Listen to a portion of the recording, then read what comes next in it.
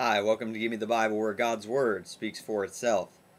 In continuing our discussion of the preservation of the New Testament text, we talked about the manuscript copies that we have of the New Testament in their original language, which was Greek, by the way. The New Testament was written in Greek, and so the number of Greek copies that we have of the New Testament are about 5,700. Okay, and not all of those are complete copies, but there are fragments included in that as well. But that is so beyond the amount of copies that we have for any other ancient document. Okay, I mean it's not even close. And those copies were made far closer to the time that the originals were written than any other major historical document that we have, and yet we believe in so many of those other things, but people want to doubt the New Testament. But let's talk about another source of evidence for the New Testament and its preservation, and that is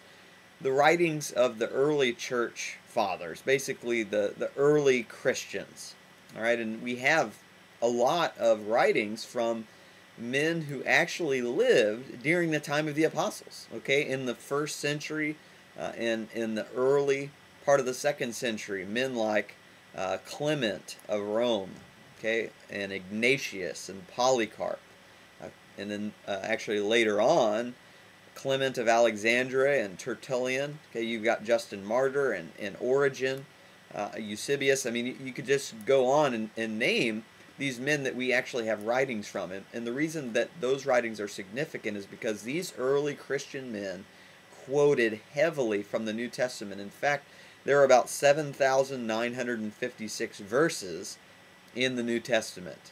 But when you combine all of the quotations of the New Testament from the early church fathers, it comes to about 36,289.